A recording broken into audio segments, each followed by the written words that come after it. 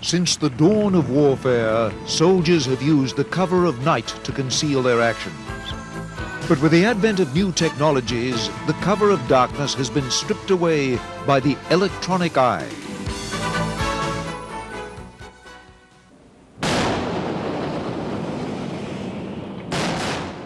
Darkness has long limited the ability of armed forces to conduct night operations.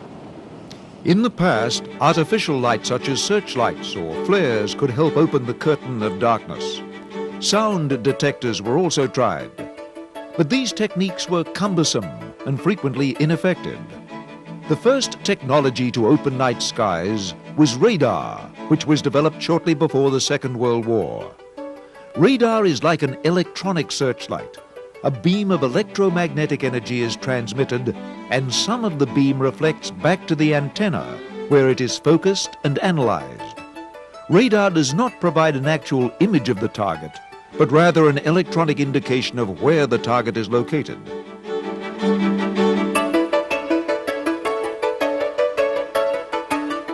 Radar could operate day or night in nearly all weather conditions.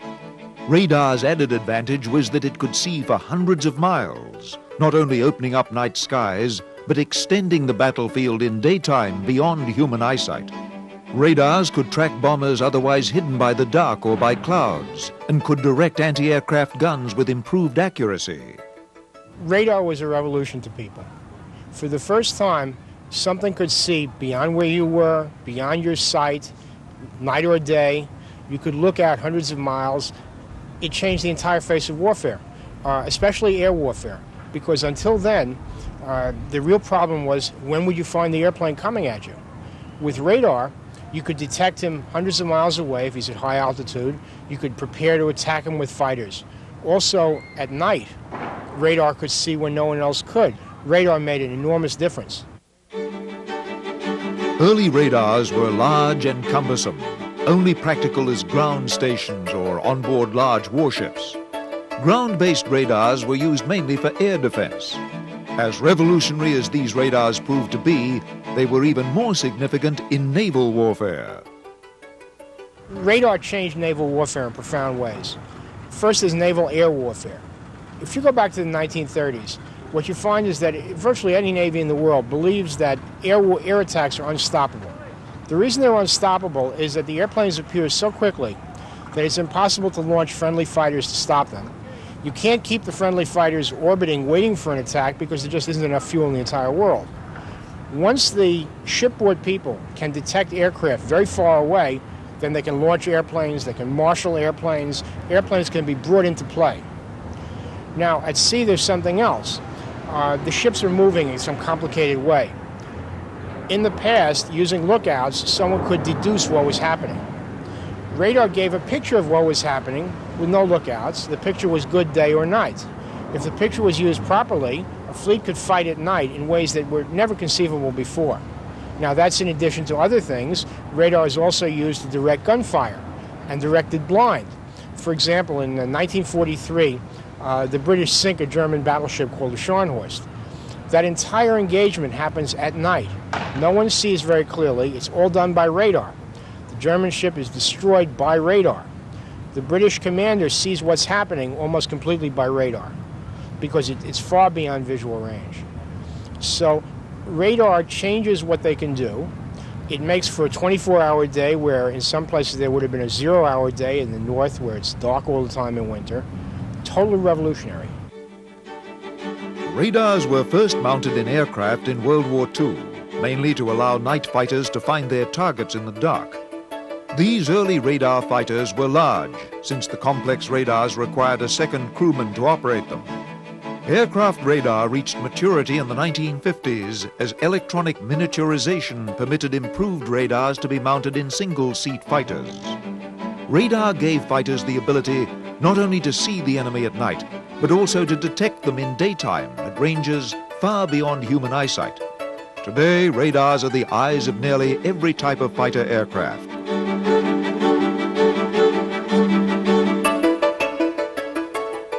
They are also used to guide the fighters' weapons, such as missiles.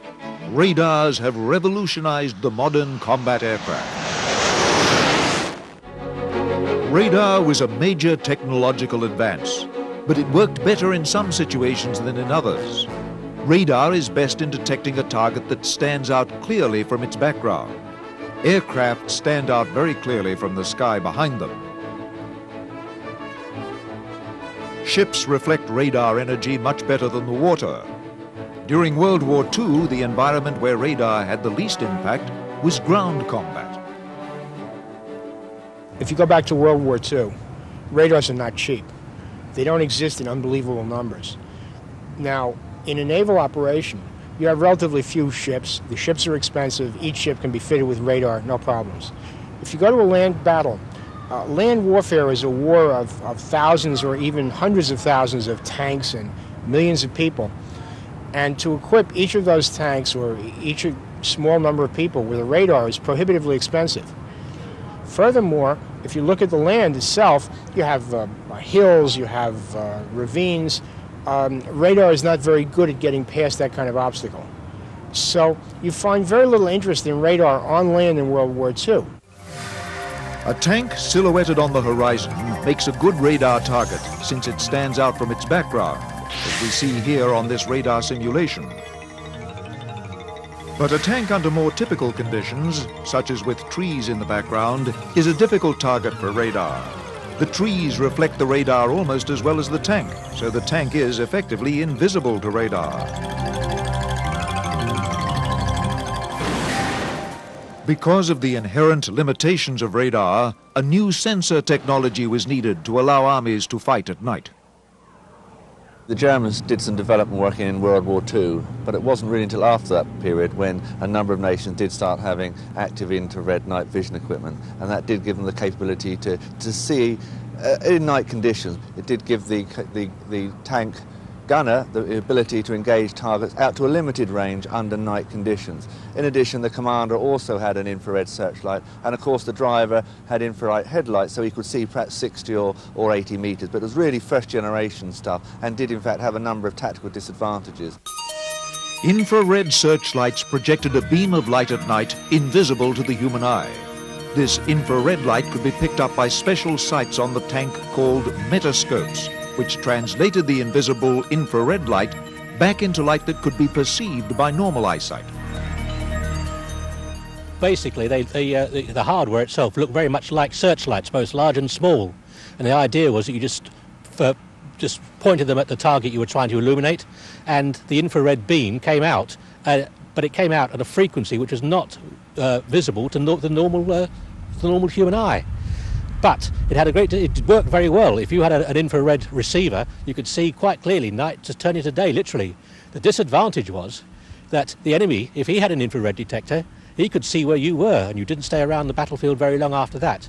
But infrared does have its place. It's good, it's relatively cheap, and the technology is good and well-founded, and it definitely works.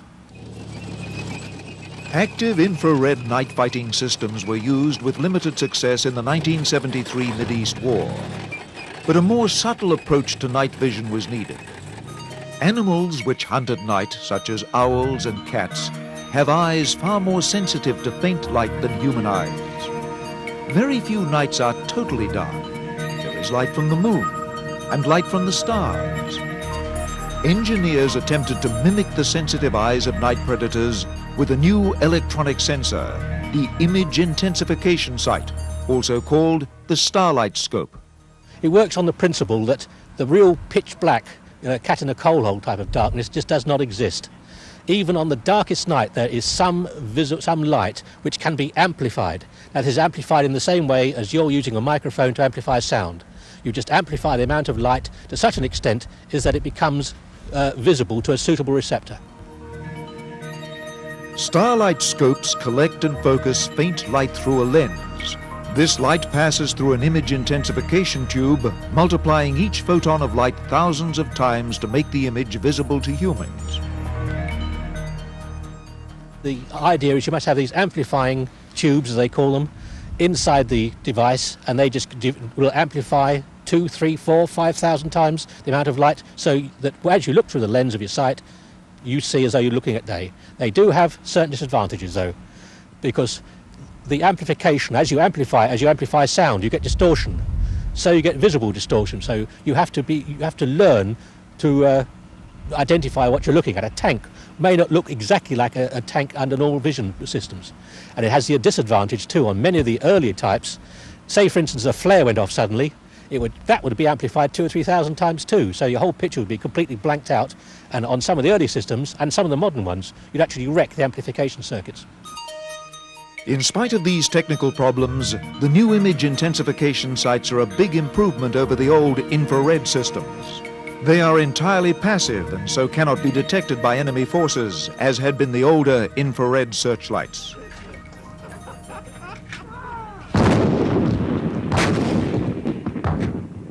Image intensification sights were first applied to tanks as a substitute for the old infrared searchlights.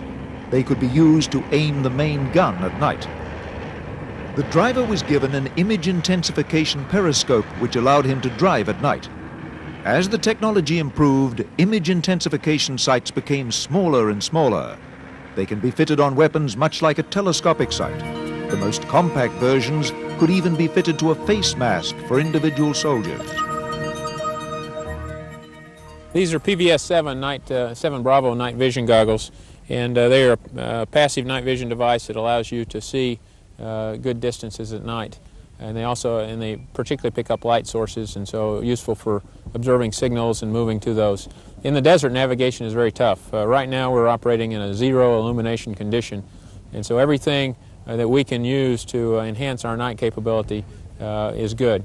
We also have these on our vehicle drivers, we have them on our dismounted forces, and so we're operable at night.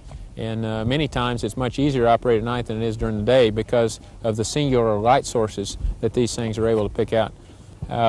I would say also that in some of my key command and control vehicles I have mounted infrared searchlights so that with the PVS-7s we can signal one another and quickly affect link-ups and things like that. So I'm high on them. Starlight scopes made night operations possible. But even the best image intensification sights had problems because they were dependent on moonlight and starlight. On overcast nights or in dense foliage, they became blind. Their range was often very short. Some other technology was needed.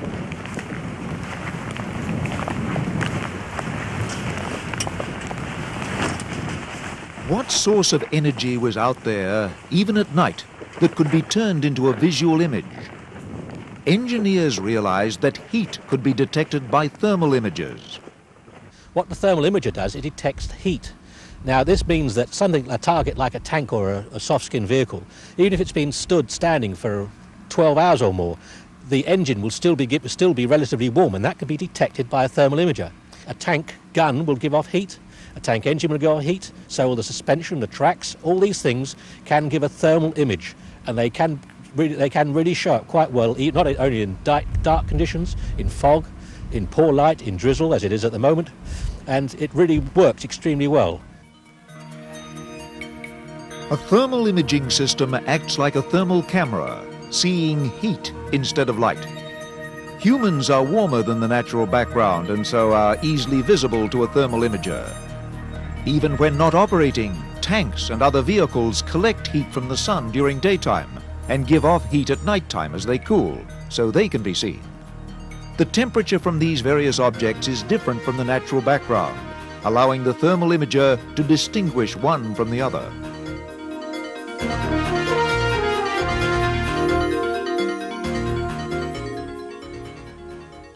Not only can you see vehicles at long range, if a vehicle is camouflaged, a thermal sight will probably see through that camouflage. It will also see through dusk, smoke and other battlefield obstacles. If an enemy vehicle lays a smoke screen, if you have II sights, you will not see the vehicle. With a thermal night observation device, you will actually be able to see through that smoke, you will be able to see the vehicle and you'll be able to engage it, and that is a considerable tactical advantage. A thermal imager works by cooling its sensor array. The complexity of this technology meant that they were very expensive, up to $250,000 each. Their size, complexity, and cost limited their use to high-value weapons systems such as main battle tanks, missile launchers, and helicopters. But their advantages over older night vision systems was enormous. Although they were originally conceived as night sights, it soon became apparent that thermal images had wider applications, even in daytime. When modern tank guns fire, they kick up an enormous amount of dust and smoke in front of the tank. When this happens, it becomes very difficult for the tank gunner to see whether he has hit his target.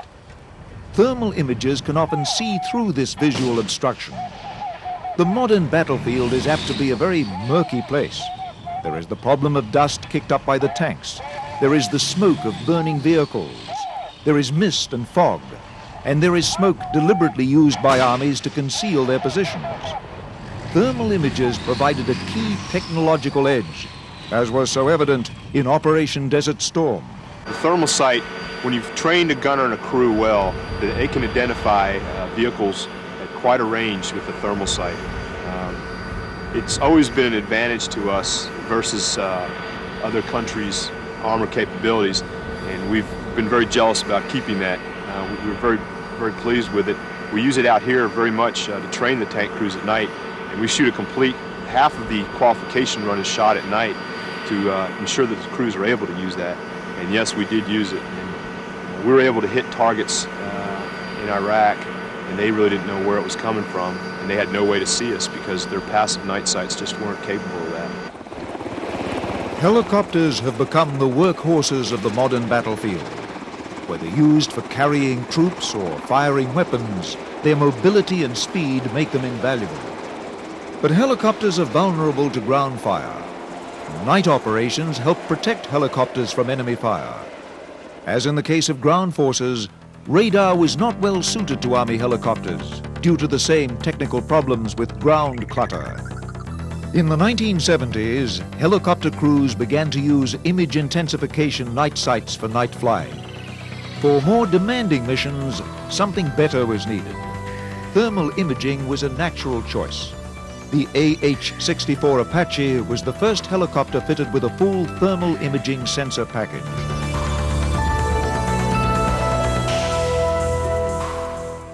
As in the case of tanks, the thermal imaging sights on the Apache made them a devastating adversary during Operation Desert Storm. The thermal imaging sights allowed the Apache crews to accurately locate and target Iraqi tanks and vehicles from 5 miles away. The attacks came without warning, giving the Iraqis no time to fire back at the Apaches.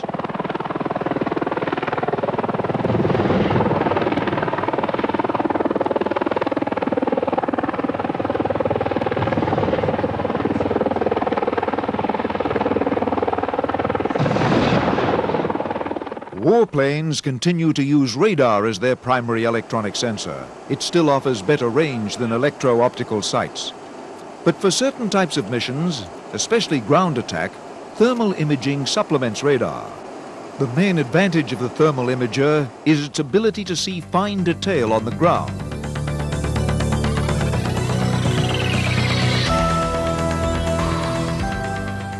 One of the aircraft to pioneer thermal imaging was the F-111F. It uses a thermal imaging system in a special attack pod mounted under the belly called PAVE-TAC.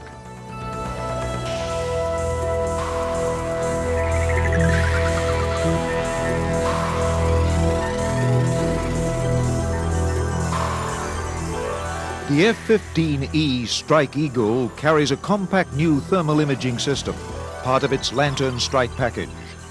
The versatility and accuracy offered by these pods was clearly demonstrated during Operation Desert Storm. Protected under the veil of night, the attacking Allied aircraft were far less vulnerable to Iraqi anti-aircraft fire. Even in total darkness, they could hit their targets with pinpoint accuracy.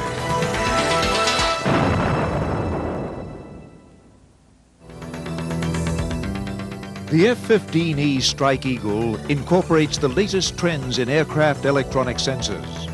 Besides its thermal imaging pod, the F-15E is fitted with a new generation of radar called synthetic aperture radar. Such a radar provides the crew with far better detail than conventional radar, though certainly not with the detail of a thermal imaging system. For aircraft, radar remains a valuable tool due to its range and its superior ability to see through thick cloud cover compared to thermal images. The most sophisticated of the new generation of ground surveillance radars is incorporated into the E8 Joint Stars. Joint Stars is used to reconnoiter an entire sector of the battlefield. Its radar is not intended to be precise enough to target single tanks. Rather, it provides the combat commander with an overview of the whole battlefield, showing the location of major enemy troop concentrations. During the Gulf War, Joint Stars was very prominent. Those radars couldn't have done the job earlier because there are so many objects on the land, they have to be separated out. You need a very powerful computer to do that job. In the past, no computers, well in World War II certainly no computers, therefore the radar picture was very difficult to interpret. Therefore, if you look at the way radar is used, you find that there's a very low limit to how many objects a radar system can handle simultaneously. One of the big revolutions in using radar after World War II is to insert computers which can keep track of all of those objects. That's a tremendous change also. Night vision sensors have made modern warfare a 24-hour endeavor. Armies no longer have the cover of night to rest and recuperate. There is no time of day to hide from the electronic eyes.